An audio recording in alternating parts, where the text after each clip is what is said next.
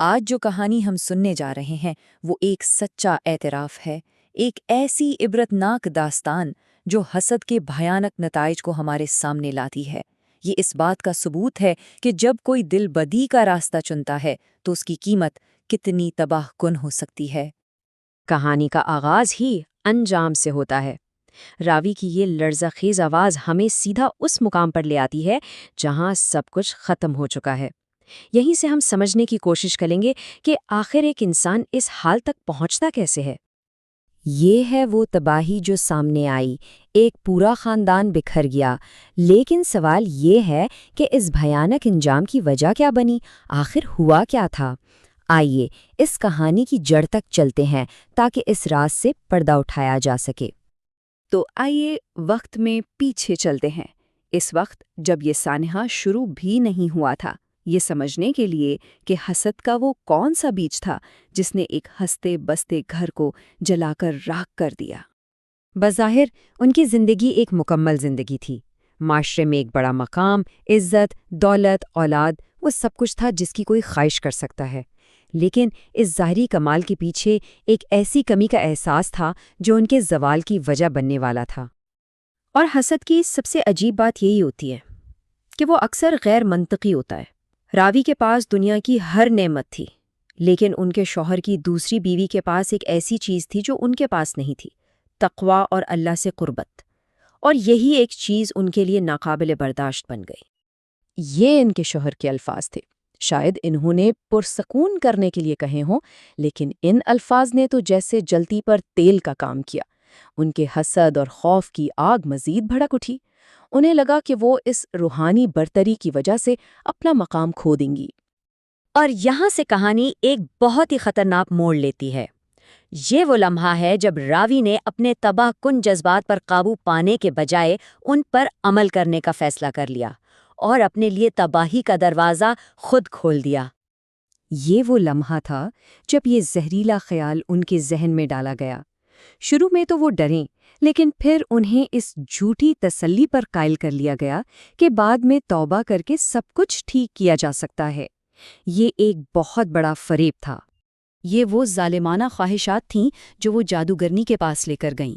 یہ صرف حسد نہیں تھا، یہ کسی کی زندگی کو مکمل طور پر جڑ سے اکھاڑ پھینکنے کی نیت تھی۔ جادوگرنی کا یہ سرد پراعتماد وعدہ، یہ وہ مقام تھا جہاں سے واپسی کے تمام راستے بند ہو گئے، معاہدہ ہو چکا تھا اور گناہ پر آخری مہر لگ چکی تھی۔ اب منصوبہ بن چکا تھا اور وقت تھا اس پر عمل کرنے کا۔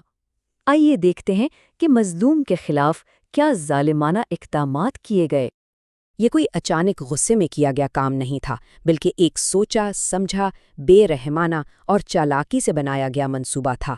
ہر قدم اس بات کو یقینی بنانے کے لیے تھا کہ سوکن کی صحت، عزت اور شادی سب کچھ ایک ساتھ تباہ ہو جائے۔ اس فتح کا احساس کتنا کھوکھلا تھا۔ وہ اس لمحے کی کامیابی کے نشے میں اس بات سے بالکل بے خبر تھیں کہ یہ فتح دراصل ان کی اپنی بربادی کا پہلا قدم ہے۔ یہ شوہر کے غصے سے بھرے الفاظ تھے جو اس نے اپنے سالے سے کہے۔ راوی کا منصوبہ کامیاب ہو گیا تھا۔ ان کی سوکن پر جادوگری کا الزام لگا اور اسے طلاق دے دی گئی۔ یہ راوی کی بظاہر حتمی فتح تھی، لیکن قدرت کا اپنا ایک حساب ہوتا ہے۔ اب کہانی کا رخ نتائج کی طرف مڑتا ہے۔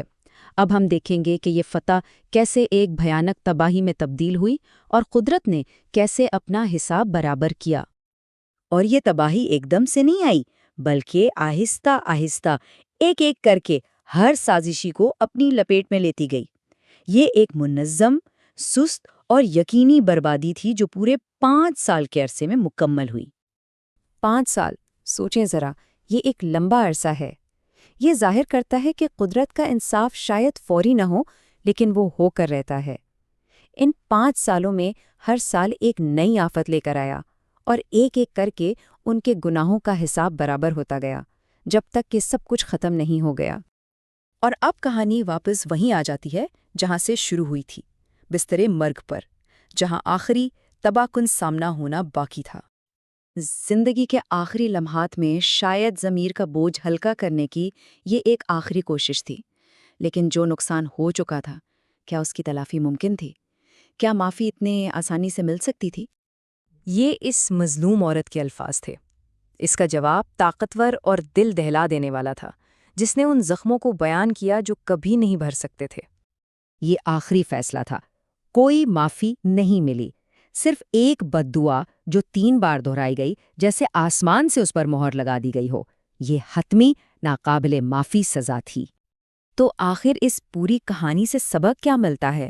یہ ہمیں سوچنے پر مجبور کرتی ہے کہ کیا کسی کی خوشی چھین کر کوئی خود کبھی خوش رہ سکتا ہے؟ حسد انسان کو کس حد تک گرا سکتا ہے اور اس کا انجام کیا ہوتا ہے؟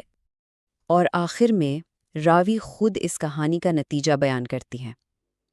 یہ ایک واضح پیغام ہے کہ ظلم اور حسد کا راستہ صرف اور صرف تباہی کی طرف جاتا ہے۔